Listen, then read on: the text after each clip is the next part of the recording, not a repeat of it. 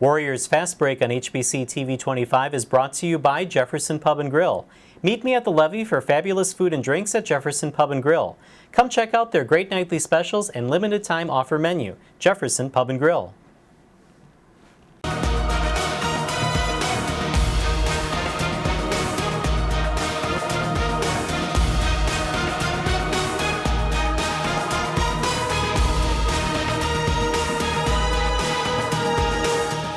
Hello again, everybody, and welcome to Warriors Fastbreak on HBC TV 25. I'm Justin Barrientos, joined by Scott Valor, head coach of the women's basketball team at Winona State. And Coach, first, congratulations on a great season.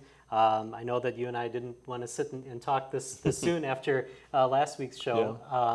Yeah. So let's start with the first game in the NCAA tournament, the game against Fort Hays State. Kind of a big deficit in the first half. You actually had a lead early on, then a big deficit, and then you're able to come back. Talk a little bit about that game. Yeah, we got off to a good start in that game, had a good first quarter, but then we had a bad second quarter. I think a lot of it had to deal with two things. One, Fort Hays was really trying to get in our space and play all of our shooters really hard and tight, take away the three. And then to compound the situation we were in, Alexis Foley got 2 quick fouls. So she only played a total 6 minutes in the first half. And, of course, when people are going to play you hard like that, you've got to get lane touches. You've got to attack the rim. And she's probably, our best player with that capability of driving to the basket. And then the other thing is, try to attack a post play. Well, with Kayla Timmerman being kind of crippled with her sprained ankle. Hannah got a few opportunities early, but didn't convert. So, we dug ourselves a hole. I think we were down 13 at halftime. And second half, we came out and changed our defense to a zone defense. It's called the Buzz. But they really struggled scoring against that. And we still were struggling to score the ball, but we found something that worked to slow them down, and we started to chip away at the lead in the third quarter. I think we had it down to 6 at the end of the third quarter, and matter of fact, at the end of the third quarter, Connor hit a 3 from the baseline corner and got fouled. We've seen that happen many times throughout the season, and the official called an offensive foul on her, which to this day we still do not understand. So that was a potential 4-point play that was taken away from us.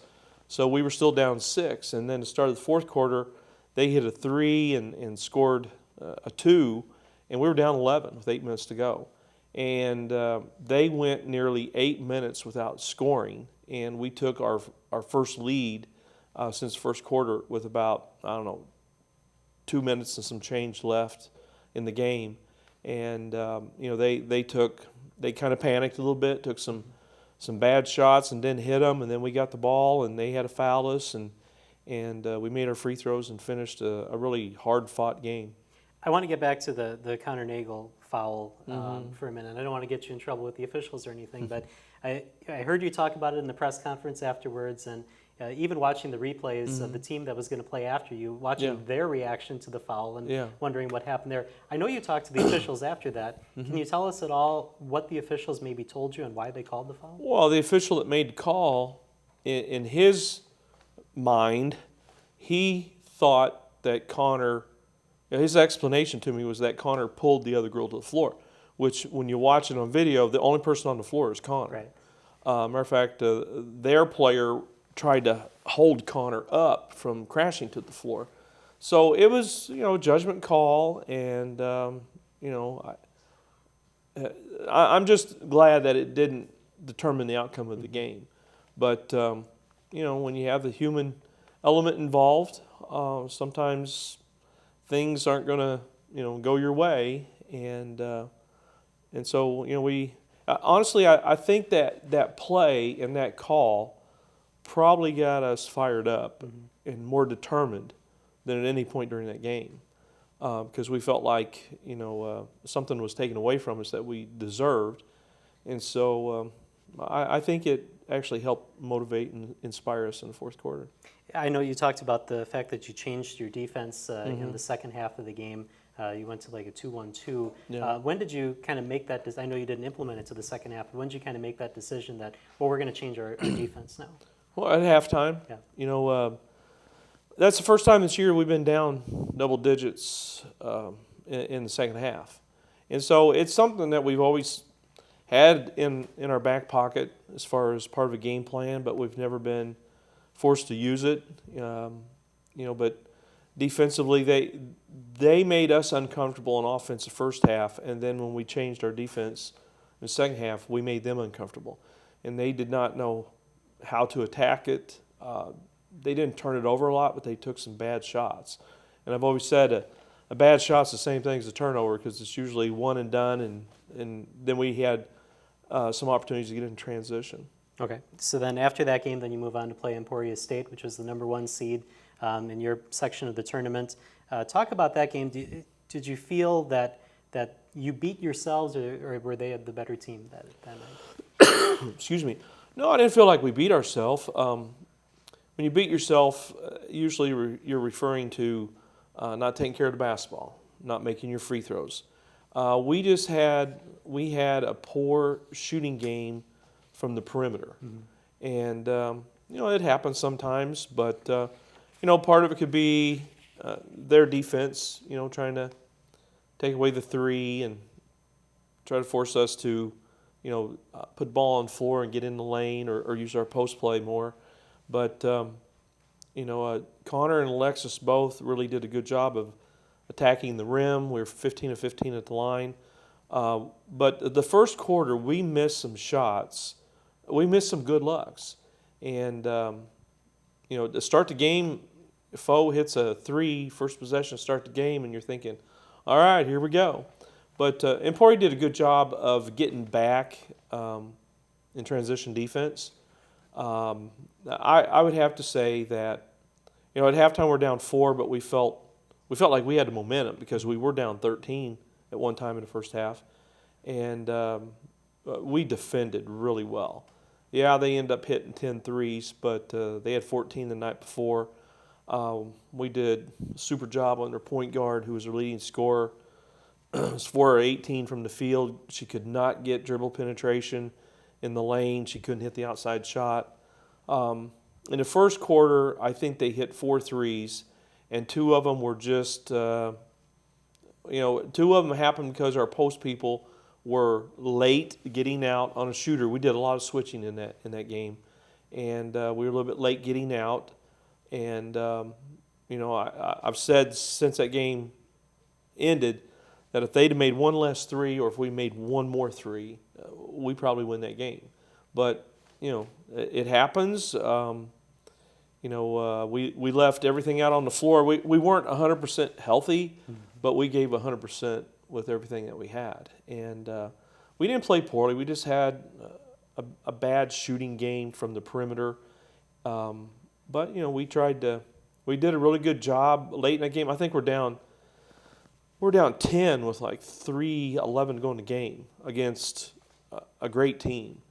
And lo and behold, we get it down to 2, we get a steal, and then we get a shot with 10 seconds to go. It didn't go in. But I'm proud of our kids and how they competed and how they defended. And we only had 11 turnovers for the game. I think they had 17. We made every free throw attempt.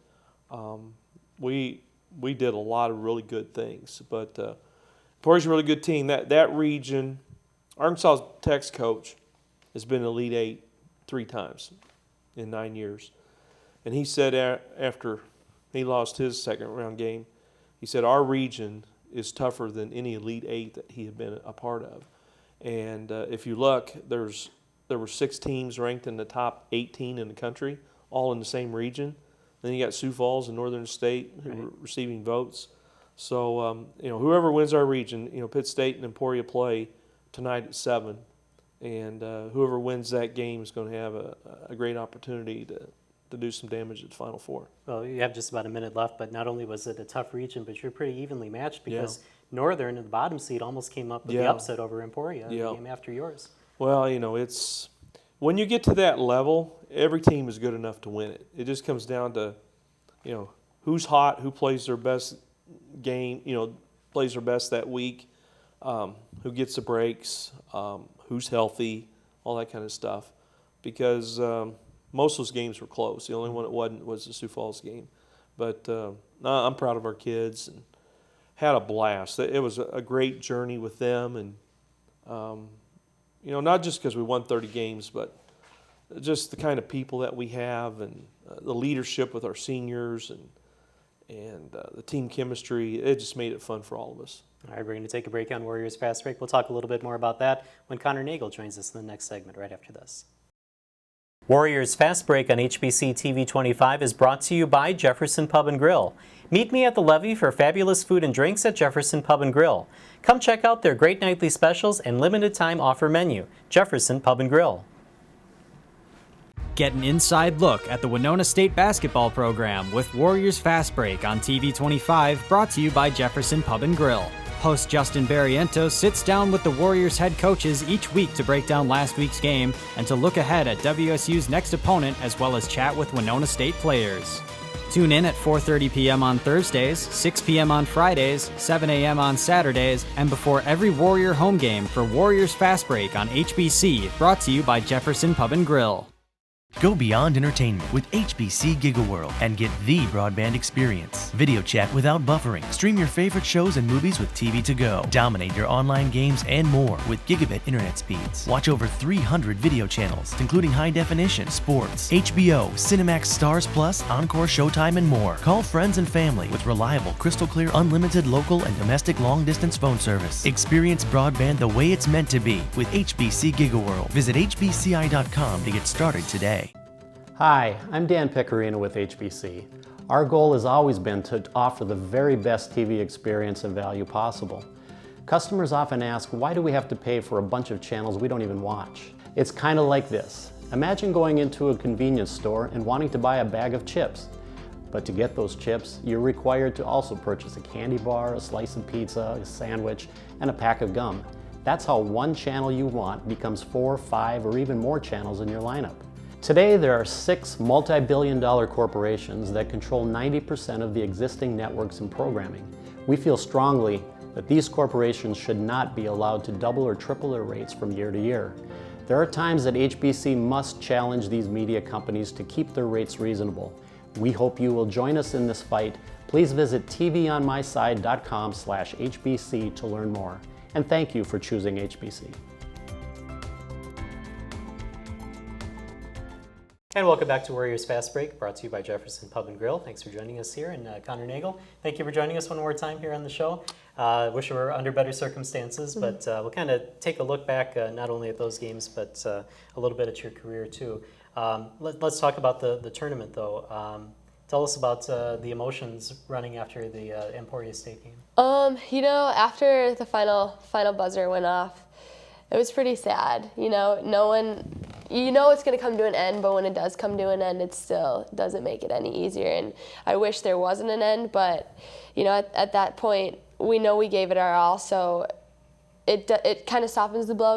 We played well, we just fell short, and I don't know. I wish there would have been a different outcome, but there wasn't. So. Now, I know we've talked all season long about how close this team was. What was kind of the reaction after the game and even on the way back home? Was it a celebration of what the season was, or a mix of sadness because it was over? It was pretty much a big mix. As we got closer to Winona, I feel like we were ready to be off the bus, but I knew everyone in their heart wasn't ready to get off the bus. I think it turned into everyone was sitting on each other's laps, literally in the middle of the bus, not ready to be done. And that just says a lot of how this season went. We are so close as a team, and I don't know, it was such a ride, and we really are a family. And now that the season's over, I will hope nothing changes that bond that we've made for the last 4 years. So yeah, it was sad, but at the same time, we're all so thankful and grateful of the type of relationships we've made and the people we've become. So yeah. Do you still consider the season a success? 30 wins, I mean, the most in program history. So, I mean, you have that to look back on, that you set this big record. Yeah, definitely. I think this year was very successful. We didn't want it to end as soon as it did, but we're still so happy with how far we made it. And, every game we went into, working our butts off and preparing for these teams. And, it's the game of basketball. And you lose and you win. And, we wish we would have pulled it off, but we didn't. So, you just have to take it and move forward. I know, Coach, you talked about the 30-win mark a little bit and saying that it's not just that makes the season a success, but have you allowed yourself to look at that and say, 30 wins, I mean, it's never been done before in Winona State history? Well, I can remember we had 25 wins, and I'm already saying that, but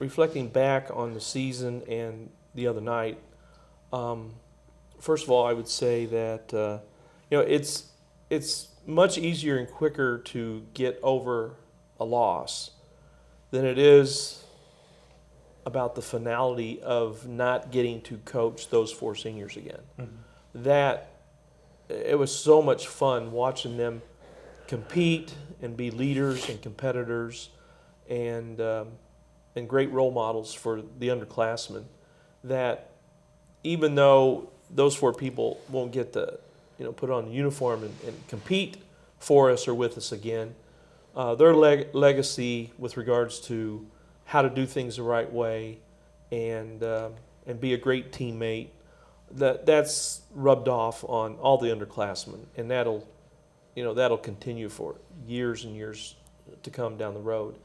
And these young ladies have done a great job of setting the bar high. Our expectations are very high now, and all good things come to an end sometime. But we wanted to push it as far as we could, and when you realize that even if we won, you only get to play 4 more games. Right. But there's a lot of teams out there and a lot of coaches out there that have done this their whole career and never got to experience being in a national tournament. I've never experienced 30 wins in a season at the college level. It's amazing. I mean, right now there's only one team in the country that has more wins than us. And I told somebody on the bus yesterday on the way back, I said, do you realize that we're 13 points away from being 34-0? But it was amazing. I mean, we won games in a variety of ways. We won with our inside game. We won with our outside game. We won with our defense. We won with transition. We won with our bench. Truly, it was amazing. And our players made it so much fun for the coaches. But what's really neat about our team is that everybody knows that they can trust each other on and off the floor. And so, now the 4 seniors, now we can be friends, because we don't coach them. Right. Now we can be friends, and they can come by and we can play cribbage, if you want, or whatever. But just a wonderful group of people that has made a lasting impression, and they've really represented the university and the community and our program top-notch, high level. So they've made a lot of really good memories. All right, Connor, what are you going to miss about the game as coached by Scott Ballard? Because we hear all the time about what an easy coach he is to play for, and how you give everything for him. What are some of the things you're going to miss about the way that he handled all the players? I'm going to miss, I think the biggest thing is honesty. Sometimes I feel like coaches try to sugarcoat some things, or, it's, well, why can't I do this, or why can't I do that? And I think one of coach's biggest strengths is he's going to tell you straight up, this is what you're doing wrong, and if you want this outcome, then you need to do this. And I think that is what I love most about our coaching staff, is they are so honest, and I think that makes it so easy as a player to really understand, okay, well, if I want playing time, or if I want to see this type of outcome, this is what I have to do. And I know firsthand, that's what he told me I need to do. And so I'm really going to miss that. And I think the love of the game that our coaching staff has is just, out of this world. They're so passionate, and it's so clear that when we come in every day, you know, they've been up watching film and studying, you know, looking at different plays they want to put in or different defenses that we're going to work on to stop this player, or, you know, and I think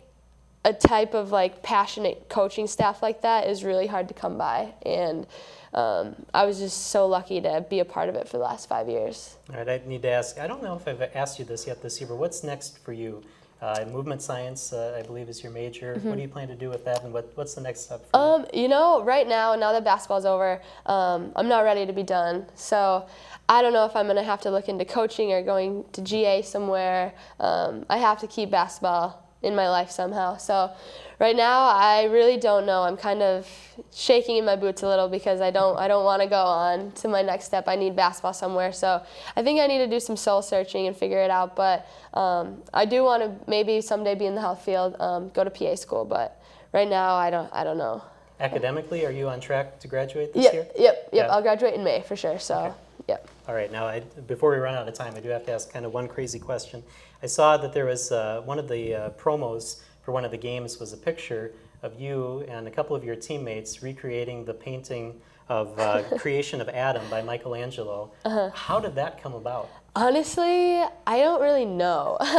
We were up in the studio taking pictures, and I don't know whose idea it was. I didn't even know what that painting was. And so I think I was the only one who was clueless, but they wanted to do it, and so, you know, I'm all for whatever they want to do. So it kind of just happened, but yeah, it's a pretty fun picture. Is that Allison Hawking that Yes, you have yep. reaching out for Yeah, you? that was Allie. So yeah, it was fun.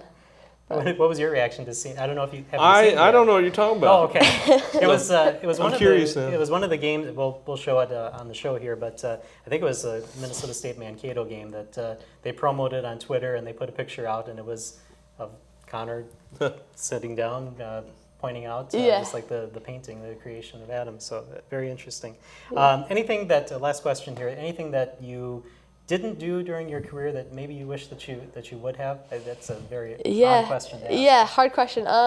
Honestly, I don't think so. I feel like looking back on my career, I put in all the work that I could, and I worked my butt off, and I'm happy, you know, where it ended, and I'm happy with my career, and I want to say thank you to the coaches and the WSU community. It was fun, and it was a fun 5 years, and I'm happy. All right. Well, So- thank you for joining us here Yeah, on of Warriors course. Fast Break. We're going to take a break and talk with Coach Scott Ballard right after this. Warriors Fast Break on HBC TV 25 is brought to you by Jefferson Pub Grill. Meet me at the levee for fabulous food and drinks at Jefferson Pub Grill. Come check out their great nightly specials and limited time offer menu. Jefferson Pub Grill. Integrate your business communications services with HBC. You'll be connected to the area's leader in internet and data solutions with speeds up to 1 gigabit, not to mention the most customizable and reliable telephone network in the area. Your customers and guests will enjoy crystal clear video and audio throughout your business. HBC Professional Solutions customers receive consulting and IT support, conferencing solutions, fast reliable cloud service, and more. Call 888-474-9995 to experience the HBC difference today. Tune in for the Sports Buzz every Tuesday at 5:30 as a panel of local sports journalists tackle the hottest topics on everything from local high school and collegiate sports to regional discussion about the Twins, Brewers, Vikings, and Packers. With the Power Play Fantasy Football Challenge to the Rant of the Week and NFL Pick'em, the Sports Buzz is fast-paced and sure to entertain. That's new episodes of the Sports Buzz every Tuesday at 5:30 with replays only on HBC TV 25. We chose HBC because they're a local company. They have a big audience in Winona, which is the geographic group that we're looking for. Mel is very easy to work with. She's genuinely concerned about how our money is being spent, and she does everything she can to make sure we get the most for our money. She takes care of us. So whenever there's a problem, which is rarely, I know that I can go to her and she's going to take care of it. To see how HBC advertising can help your company, call Melanie at 507-474-5802. Welcome back to Warriors Fast Break here on TV 25. One more segment here with Coach Scott Ballard, kind of wrap up the season. You kind of touched on it when we were talking earlier about being able to coach the four seniors that you had on your team. So I want to ask you about those four seniors. First with Connor Nagel. What are you going to miss about coaching Connor Nagel? You know, I remember when, we redshirted Connor her freshman year. She broke her foot. and we got a medical red shirt. Then her redshirt freshman year, she just wasn't a very confident person with the ball in her hands. And then her sophomore year, our top 2 point guards both went out with season-ending injuries. Jenny Tuttle tore ACL 9 games of the season. She was a freshman. Tessa Wells, with 17 games to go in the year, got a serious concussion. And so we told Connor, it's like, look, there is no one else. You are our last point guard. And her first game she had 27 points against Minot. Her second game she had 22 points against Mary. And from that point on, Connor gained confidence in herself. And what's really neat is to see how she's evolved over the last 2 years with her game and her leadership. She was somebody, she never felt like she could defend. She never really felt like she could handle the ball under, hard pressure. And boy, she proved, the last 2 years that she can do better than handle it. She can have success against it. So that's what's really neat about having young people come in as freshmen and see how quiet they are and maybe how hesitant or timid they are, just from a confidence standpoint, and then evolve into a leader and a go-to player. Connor, this is crazy, but Connor ended up with 996 points. Oh. Okay, 4 points away from 1,000, and that 4-point play that she should have had Right. against Fort Hays could have helped her reach that mark. But she'd been an awesome teammate, leader, really worked on her game relentlessly this year, and holds a single season career 3-point shooting record with 107. So that's awesome for her. Alexis Foley, fell in our lap 2 years ago. Thought her career was over. She really was a motor to our team. Great personality, great competitor, very good basketball player, but just awesome leader, awesome teammate, and she's made everybody around her better. And I want all of our underclassmen to look at those two and take notes and realize that if they have hopes and dreams of being successful on and off the basketball floor, you've got to have that work ethic and that confidence and mentality that those two young ladies have. And then Emily Passant and Allie Hawking both joined our program 4 years ago as walk-ons. And, not very many times do you keep walk-ons, more than a couple years. But they're two special people. Their work ethic, their commitment to the program, great teammates, became great leaders themselves. And it's just an awesome 4 young people that, I care about them like they're my own daughters. And, I'm really happy for them that they got to experience success at the highest level their senior year. Well, again, congratulations on a great season. I know I said this before, but the team was incredibly fun to cover and to broadcast this year. And I just want to thank you for allowing us inside. Thank you. And getting a look at the team. Yeah, well, I'll tell you, they were fun to coach. They were fun to watch. They were entertaining, fun to be around. Bus trips were fun. They knew how to entertain themselves, and they could laugh at themselves. And the relationships that they have developed with each other and with the coaching staff, it's really neat. And as you said, the bar is set really high now for Warrior basketball. So thank you for joining us this season. Thank you for joining us here on Warrior Fast Break. We'll see you next time here on HBC TV 25.